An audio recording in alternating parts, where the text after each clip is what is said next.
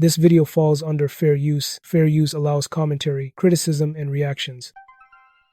What's up? Back with another one. So today I'm going to show you Joe Budden breaking down Stephen A. and Michelle Beadle beefing. Check this clip out. It's over for Def Jig. Been telling y'all forever. And I got people over there, I'm sorry. But that's where I've always It's super stood. quiet, yeah. Have y'all been following this, I don't know if I call it beef.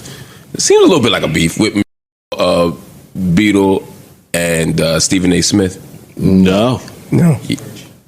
Kerry Champion is a third piece of it. Kerry Champion weighed in on the beef between and Stephen. So I used to be at ESPN. Right. Okay. And she left ESPN, not by her own choice. She has a new podcast, and on her podcast, she starts going in on Stephen A. Smith. I think we might have. Do we have her clip? Her clip is in Steven's clip. Okay. So then Steven responds to her. And he normally don't respond to stuff, but he decided it was time to respond to this woman. But Kerry Champion jumped. They had bad blood from... Well, so that's just it. Steven says no. He said, I barely knew this woman. I've said nothing but hello and goodbye to her. She says, when I worked at ESPN, I wouldn't be in the same room as him. I wouldn't be in the same studio as him because I don't respect him. And she started going in. He works hard because they don't work him too hard. He wants to do all this stuff. She kind of talked to him almost like a narcissist. You said this is her new podcast? What's wrong with that, though? It's a great question. I didn't quite get it from how she said it either. Coming at me. And one of those people was a lady by the name of Beadle. Let's get into it, Steve. You can hear in his voice. She took to going on the attack. I'm playing this whole... You know, the latest attack against me. She's been coming at me for over a decade. Okay. And if you've noticed, I've never once responded. Okay. That may be Not true. one time. In over 11 years, I have not responded. Even in my book, Memoir of Second Chances and First Takes, a New York Times bestseller, by the way. I'll make sure to get it for you. And congrats. You can hear it. Even in the book, I didn't mention her name. But for some reason, which is why my man Juvie calls it Santa Claus, Buddy. they keep mentioning my name. Let me let you hear Here we go. what this woman had to say about me. I'm going to pause this. I love when people do that when I'm playing a clip. Like, we should be more well-researched. I love when people, hey, what he told me, I'm going to show you what you said. Hey, thank you. That's a message. Her latest rant. Take a listen. The guy is making money off of here. ESPN pays him $1 gazillion to not work there full time, to get a lot of stuff wrong and yell, right? And he gets caught playing solitaire during the NBA freaking fight. The thing that he claims to be a the thing that he's genius in. And so instead of he doubles down and he does this. If I'm ESPN, they tag team with the hate. and I get it. You created this monster. He is bigger than you now, and that's exactly your fault and your fault only. You let him run rampant all over that company and put his face on for everybody who's like, oh, he works so hard. I'm gonna let you in on a little behind the scenes. What's T? He wants to do that. Nobody's asking him. He's desperate to do it. He shows up. I told everyone I work with, I will never share a set with that person ever, because I don't respect him, and life's too short. So that being said, I'm like, he made you look like fools for handing him a blank check in the first place, because he doesn't even give a shit about the stuff that he's paid $1 gazillion to talk about, and now he's turning around and turning that into a money-making opportunity. And then the money-making opportunity turns out it looks like it's a fraudulent crap business to begin with. Honestly, I'm not a religious person, but I pray for the downfall. I really do. It's going to be amazing. It's going to be amazing. Couple of things. Here we go. Should I pause it and hear from y'all? Yes. Let me pause and hear from my distinguished panel. It sounds like a bunch of hate. Yeah, it's a bunch of hate. That's it. So? All right. So? I'm not the guy to ever say to anybody, I pray for somebody's downfall. Yeah, it sounds crazy. I think it's tacky. I think it's whack. You say, yo, they don't force him to work that hard.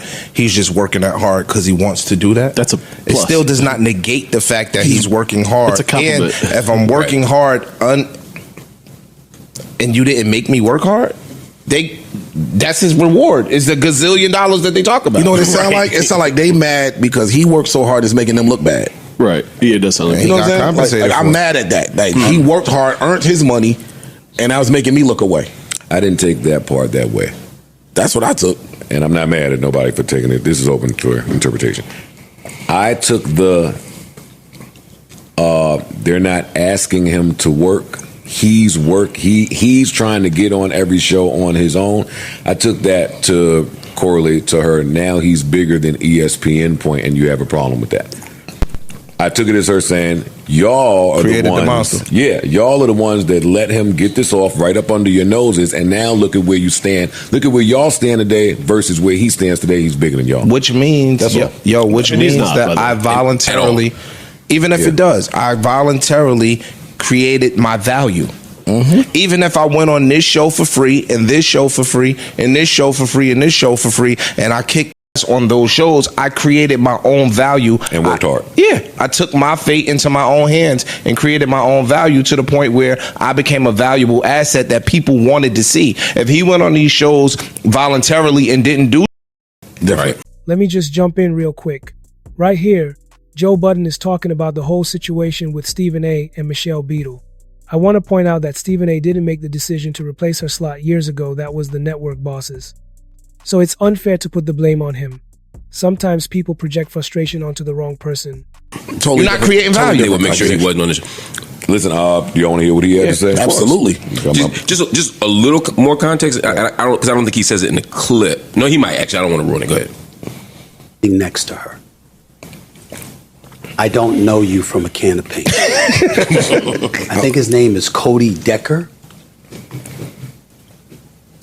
I heard you used to play in minor leagues, like 8 years. And I feel Steve here because homeboy was too loud. Yeah, right. He was doing too much on the side for somebody I never met. Yo, hold up. And I want you to know that anything that I say. He wasn't? He was on way He was on too much. He was finished and said this is co-signing. In a second, has absolutely no. I disagree. That happens in podcasting too much, I feel like. What? If I got beef with somebody on another podcast because we went through something, or we had an experience, or we had a fallout, or we was out somewhere, you let me get jumped, whatever the case may be, it's ours, right? Mm-hmm. That don't give your co-host that I've never met full right to feel how you feel and jump on the mic with this same type of now. In podcasting, that happens a lot. Mm-hmm. But I think that's corny. I do too. Like Beadle should be able to say what she's saying to Steve. He should be able to say what she's saying back without minor league dude jumping in so aggressive. I agree. Me personally, I think they selling a pod. This goes back to the Kanye thing. I think you get loud, you get boisterous, you hope that the Joe Budden podcast and every other medium picks it up and talks about it. So now I'm gonna get some eyes on my. That's why I asked the question when I said, "Was this?" I got your question. I was like, "Is this their new pod?" That's where I was going. This their new pod. I'm gonna shoot at the big dog. The only reason why I disagree with that a little bit is because he said she's been doing this for 11 years. True, but now I'm on a new podcast. Yeah, but if you've been constantly shooting at me now, if this was right out the blue, mm-hmm. and you just start shooting, I get it. Aim high and hope that person say something to you, put light on you. I got it. There's another piece of this. It's not just that they have a new podcast. It's that she had a radio show in a slot on Sirius that just got pushed out, and it's been replaced by a new show. Yeah. Stephen A. Smith. Oh, so she tight. So that's not coincidental that she. And it's like every time I go up somewhere, here you go. Yeah, hardworking ass. I wish you nothing but the best. Got I hope your success continues to grow. That's right. And you make the most of the career that you're trying to have. You're making too much money. You did short film. Man, all the best to you, bro. I don't know you. Don't know you. My comments are strictly directed at this woman. This lady. Who I will remind y'all I have not said a word about in over 11 years. I've never spoken about her. Do y'all know why? Let's get it. I don't know her. You would think there's some beef that's been going on and has been pervasive throughout the industry for years. It's all because of her. Y'all believe you don't know her? No. What's up? So what are my thoughts about this? Here's the thing. When you really break down the situation with Stephen A. and Michelle Beadle, it becomes clear that a lot of the criticism aimed at him is completely misplaced. Michelle Beadle cannot blame Stephen A. for decisions that were never in his control. The network executives, the bosses running the shows, are the ones who make personnel decisions, determine who keeps their slot and who doesn't. Stephen A's role has always been as a commentator and host, delivering insight and analysis, and there is no evidence that he ever influenced or dictated the staffing choices behind the scenes. Michelle may feel frustrated or even resentful about changes in the lineup, but feeling upset does not automatically mean Stephen A should take responsibility for those decisions. The reality is, networks make moves based on ratings, timing, and audience engagement, and these decisions are rarely personal. Holding Stephen A accountable for the outcome of corporate choices creates a false narrative and ignores the professionalism he's shown throughout his career.